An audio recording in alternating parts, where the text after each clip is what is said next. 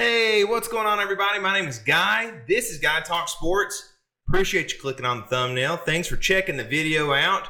Going to talk about some recent news that came out regarding the NCAA and two very important rule changes. Before we get into that, though, let's take a look under this video. There's a subscribe button there. Going to need you to go ahead and smash that for me. Help me continue to grow this channel. Let's talk about these changes. They're pretty big.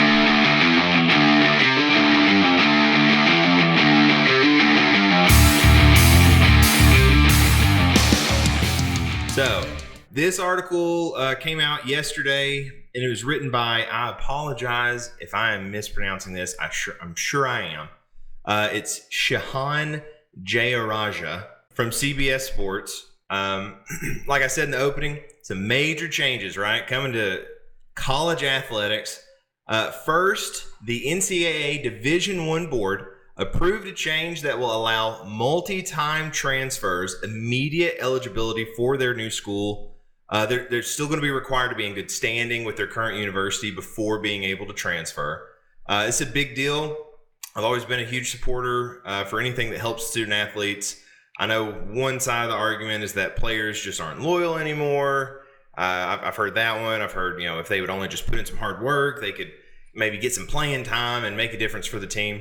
And to an extent, I understand where those people are coming from. Obviously, I'm a huge Tennessee Vol fan, right? And selfishly, anybody that comes through the school that I think could make a difference and help the team in any way, I obviously would not want them to leave and go elsewhere and potentially play for somebody else, right? But I'm a fan. I'm a fan of that school. I am not the one that is having to put his or her body on the line, where you never really know if you're going to get that one injury that completely sidelines your playing career. Like it or not, this is a business. And these student athletes, they have to watch out for themselves.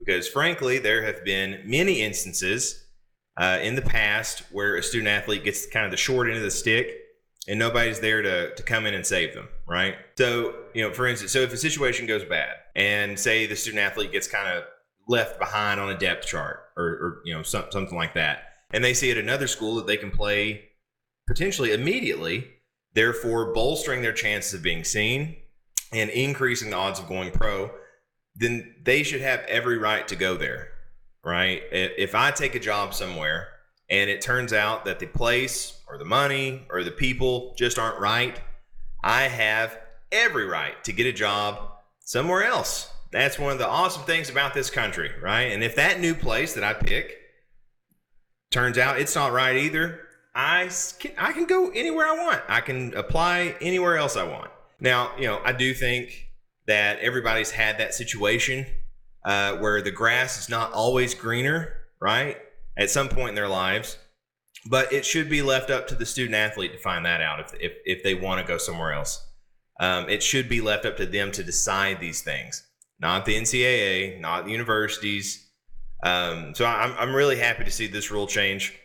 The article does mention how this rule change is related to a pair of lawsuits from West Virginia basketball player Raekwon Battle and attorney generals from 7 states that sought to make multi-time transfer players immediately eligible. So big deal, big change. Let's move on to the second one. And this is a big one too. So ever since I started this channel, I've been covering the whole NCAA investigation going on with the NIL and the University of Tennessee and all that. So the NIL has been a hot topic for a while, as it should be. The NCAA and universities are making a lot of money off of these student athletes, and things are changing for the better, especially here lately, right? Players are now able to help themselves and their own families with the money that they are able to now earn instead of the hope that one day they can potentially play professionally. So this is potentially life-changing money that some of these players are able to make now. And the situation is, like I said, is continuing to improve. The NCAA has now passed rules that will allow universities to help student athletes find NIL contracts. This is a big deal, right? An athlete can now rely on the university to help them find the best deals and, rely less on other people, third parties, agents, what have you, and lowers the risk of getting taken advantage of somewhat, right? I think this also helps kind of strengthen the relationship between the university and the student athlete. This is a two-way street, though. If the university can help the athlete find NIL contracts, then the new rules state that the athlete has to disclose any new contract that they sign that's over $600 with the university that they are attending. So this is essentially creating transparency for athletic departments regarding the financial situations of their players. I feel like that's fair. If the athlete is able to make money from playing a sport for that university, the university has a right to know how much that athlete is making. If I am hired at a new job, I sign a contract. I know it's a little different because these are third-party NIL contracts, and eventually NIL may just eventually go to where the universities are paying these student athletes, and that's a whole nother set of issues that has to get resolved. But it's somewhat similar in a way. And so if I get a new job, that employer has every right to know how much I'm making to do that job, right? And so it's creating this transparency. I also think this rule change is pretty common sense.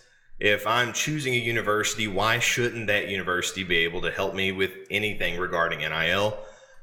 These universities, I know we watch them on TV for the sports, right? For the competition. But the universities are there to help students. They're there to help student athletes. They're there to help the community. And so let them. And I think this rule change now allows that. And so good moves by the NCAA, good changes, I think.